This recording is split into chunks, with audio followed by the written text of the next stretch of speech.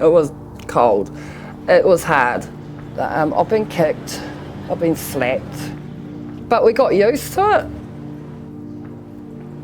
This is a story about a homeless woman, the growing epidemic of begging in regional New Zealand, and the heroes who do everything they can to help them. This is where we used to stash our bin with all our blankets and our bags of clothes. Like, we used to put the bin in there, and it was safe there all day, but now one of the boys is, because our stuff's gone now, obviously, but like one of the boys is there, and it looks like they've got a bed down there. Until recently, Paula Williams lived on the streets of Tauranga in Hamilton. This alleyway was one of many Paula used during her 8 years of being homeless and begging. I started to beg because I'd get hungry, and I thought to myself, I didn't really want them to give it to me for nothing. I didn't want to sit outside of a shop and beg for money just for money. So in the end, I sat there with a sign and I offered work. I wanted to work. I got a few jobs too.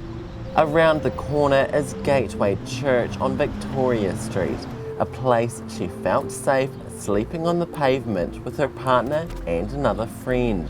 The three of us slept here, just in this little bit here. 1, 2, 3 beds. It's a safe memory, like in the sense that this was one of the safe places we could be. I could lie here quite comfortably. I didn't have to curl up, and with the mattresses down, it was soft. But Paula and other homeless people are less welcome in many parts of Hamilton, such as the 5 Crossroads, where businesses say they're fed up with beggars and are trespassing them from the area. Some of them, they're wearing dirty clothes and smell. Sometimes they not just sit outside, they went inside, then try to ask some change and very noisy customers. Paula and a dozen other beggars were trespassed by the police after a number of complaints from business owners. They alleged that their customers felt threatened and intimidated after people demanded money from them. They also claim that their customers were staying away after being repulsed by defecation left in nearby doorways. But Paula blames the police for being trespassed. I hate it. And we got stopped by a cop in town actually. He said, "We haven't seen you in town for a while," because we're like, most of the cops know us. And he said, "Oh, I've been out at 5 Crossroads, but I've been trespassed from there." And they went, "Oh, buddy, oh yeah, he just pushes it out of his suburb so he doesn't have to deal with it." And that was another cop that said that we were, yes, no, buddy. Trespassing the homeless doesn't actually fix the problem. It just moves it to another part of the city. When we were trespassed from 5 Crossroads, we thought, oh, well, okay, then we'll go to Happy Terrace. And we were up there for a little while. I got a gardening job from up there, and I've got a cleaning job that's coming up at the end of this month from Happy Terrace too. And yeah, when he found out that we were there, he come up there and trespassed us from there. So yeah, I think he just doesn't want to deal with us. It sucks being trespassed. Moving the homeless around the city makes it harder for them to get off the street because support services struggle to find them. I mean, where are they? Where have they gone?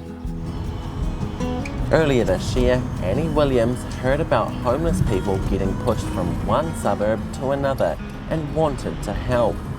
When you go looking for people like that, and you know that most of them would be your own people, our way is that we take kai. You know, we just don't turn up empty-handed. So I had to search for kai first. And of course, that's how I fell over Kai Evolution. Kai Evolution rescues food destined for landfill and distributes it to community organisations, and provided Annie the means to help.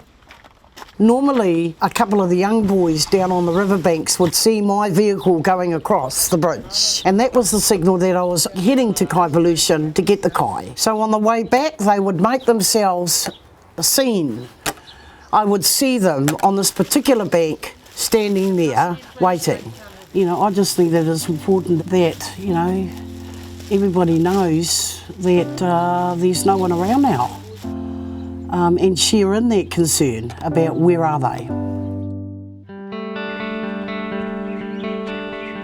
Life on the streets is tough. I've been slapped. One fella got out of his car and actually screamed in my face, "You just don't make a nigger." Next, we hear about the dangers for homeless women. I was sexually abused by one of the other men on the streets.